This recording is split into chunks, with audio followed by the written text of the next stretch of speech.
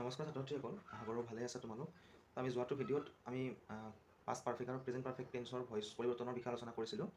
তো আজি ভিডিঅ'ত আমি আলোচনা কৰিম ৰিটেইন অবজেক্ট, অৰ্থাৎ কিছুমান চেণ্টেন্সত দুটাকৈ অবজেক্ট থাকে। সেইটো যি টেন্সৰ বাক্য নহওক, কিছুমান চেণ্টেন্সত কি হয় দুটাকৈ অবজেক্ট থাকে আৰু তেনে চেণ্টেন্সবোৰকো আমি বেছিক ভইচলৈ পৰিৱৰ্তন কৰিব লগা হয়। তো আমি কেনেকৈ কৰিম সেই বিষয়ে আমি আলোচনা কৰিম। তো মই ইয়াত লিখি দিছোঁ যে এক্টিভ ভইচৰ কিছুমান বাক্যত দুটাকৈ অবজেক্ট থাকে। তেনে বাক্যক পেছিভ ভইচলৈ পৰিৱৰ্তন কৰিবলৈ যিকোনো এটা ছাবজেক্ট হিচাপে ধৰি ল'ব পাৰি আৰু ৰৈ যোৱা অবজেক্টটো বাহিৰ আগত বা পিছত লিখিব লাগে। আৰু ৰৈ যোৱা অবজেক্টটোৱে হ'ল ৰিটেইন অবজেক্ট। বুজি পাইছা যে কিছুমান চেণ্টেন্সত কি হয় দুটাকৈ অবজেক্ট থাকে আৰু এই দুটাকৈ অবজেক্ট থকা চেণ্টেন্সবোৰ আমি যিকোনো এটাকে পেছিভত ছাবজেক্ট হিচাপে ধৰি ল'ব পাৰোঁ। কেতিয়াবা বাৰু অকণমান খেলি মেলি হয়, কিন্তু সচৰাচৰ কি হয় আমি দুটাৰ যিকোনো এটাকে ধৰি ল'ব পাৰোঁ। বুজি পাইছা তোমালোকে? তো কি আৰু কোনটো বাকী যিটো অবজেক্ট ৰৈ গ'ল সেইটো বাহিৰ আগত বা কেতিয়াবা বাহিৰ পিছত লিখা হয়। বুজি পাইছা? সচৰাচৰ বাহিৰ আগতে লিখে, কিন্তু পিছত লিখিলেও কেতিয়াবা একো ভুল নহয়। বুজি পাইছা? আৰু সেই ৰৈ যোৱা অবজেক্টটো এটা লৈ পেলাই যে আৰু এটা অবজেক্ট ৰৈ গ'ল সেইটোৱে হয় ৰিটেইন অবজেক্ট। তো এইখিনি তোমালোকে নোট ডাউন কৰি ল'বা। তাৰপিছত চাবা, মই ইয়াত এক্সাম্পল এটা দিছোঁ, মিষ্টাৰ বৰুৱা টিচেছ আছ ইংলিছ। কি কৈছে? মিষ্টাৰ বৰুৱা টিচেছ আছ ইংলিছ। এই দুটা অবজেক্ট আছে। এইটো এটা অবজেক্ট, এইটো ছাবজেক্ট হ'ল, এইটো থাৰ্ড পাৰ্চনৰ লগত এছ এটা যোগ হ'ল, এইটো ভাৰ্বৰ লগত এছ যোগ হ'ল, আৰু এইটো অবজেক্ট, আৰু এইটো এটা অবজেক্ট নহয় জানো? আছটো অবজেক্ট, ইংলিছটো অবজেক্ট।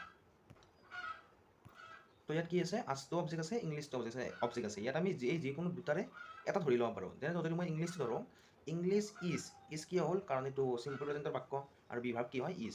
টিচৰ পাষ্ট পাৰ্টিচিপল ফৰ্ম তত, টিচ তত আছ। বাহিৰ আগত কি আহিল? এই যিটো ৰৈ যোৱা অবজেক্ট, ৰিটেইন অবজেক্টটো ক'ত আহিল? বাহিৰ আগত মিষ্টাৰ বৰুৱা। মিষ্টাৰ বৰুৱাটো ইয়াত ছাবজেক্ট আছিল, ইয়াত আহি কি হৈ গ'ল? অবজেক্ট। যদি মই আছটো যদি মই ছাবজেক্ট হিচাপে ধৰি লওঁ, ইয়াৰ অবজেক্টটো উইৰ লগত আৰ হয়, তোমালোকে জানা প্ৰেজেণ্ট টেন্সৰ বাক্য। তো বিভাগৰ তাকো ইয়াত যিটো মেইন ভাৰ্ব আছে, মেইন ভাৰ্ব পাষ্ট পাৰ্টিচিপল ফৰ্মটো তত। তাৰপিছত ইংলিছটো কি হৈছে? ৰিটেইন অবজেক্ট, আৰু ইংলিছটো ক'ত আহিছে তোমালোকৰ? বাহিৰ আগত। আৰু মিষ্টাৰ বৰুৱাটো ইয়াত ছাবজেক্ট আছে, ইয়াত আহি কি হৈ গ'ল? অবজেক্ট। বুজি পাইছা তোমালোকে? কেতিয়াবা কিছুমান চেণ্টেন্সত দুটাকৈ অবজেক্ট থাকে আৰু এই যিকোনো দুটাৰে আমি এটাক ধৰি লৈ পেলাই বাক্যটো পেছিভলৈ পৰিৱৰ্তন কৰিব পাৰোঁ। মই তোমাক আৰু এটা এক্সাম্পল দিছোঁ, চাবা। দ্য কাউ গিভছ আছ মিল্ক। ইয়াত আছ এটা অবজেক্ট, মিল্ক এটা অবজেক্ট হয়।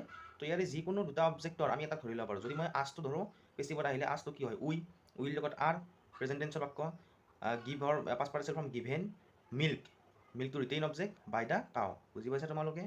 তাৰপিছত যদি মই মিল্কটো যদি এইবাৰ যদি অবজেক্ট হিচাপে ধৰি এইটো ছাবজেক্ট হ'ব, মিল্ক ইজ গিভেন। ইজ কি হ'ল? মিল্কটো থাৰ্ড পাৰ্চন ছিংগুলাৰ নাম্বাৰ, সেইকাৰণে ইয়েছ।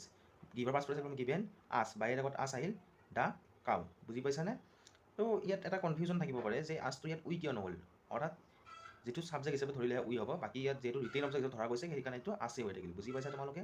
তো ইয়াত এটা বস্তু মনত ৰাখিব তোমালোকে, টেল, আস্ক, চেণ্ড, বাই, গিভ, ব্ৰিং, অফাৰ, শ্ব', টিচ, লেন ইত্যাদি যদি ভাৰ্ব যদি কোনোবা এটা চেণ্টেন্সত থাকে, তেন্তে সেই চেণ্টেন্সবোৰত আমি দুটাকৈ অবজেক্ট দেখিবলৈ পাওঁ। কি বুলি ক'লো? টেল, আস্ক, চেণ্ড, বাই, গিভ, ব্ৰিং, অফাৰ, শ্ব', টিচ, লেন ইত্যাদি ভাৰ্ব যদি কোনোবা এটা চেণ্টেন্সত আমি দেখা পাওঁ, তেন্তে তাত সচৰাচৰ দুটাকৈ অবজেক্ট থাকে আৰু এই যিকোনো দুয়োটা তুমি এটাক ধৰি লৈ পেলাই পেছিভ ভইচলৈ পৰিৱৰ্তন কৰিলেই হ'ল। আশা কৰোঁ বুজি পাইছা তোমালোকে। যদি ভিডিঅ'টো ভাল পাইছা, লাইক কৰিবা আৰু চেনেলটো ছাবস্ক্ৰাইব কৰিবা।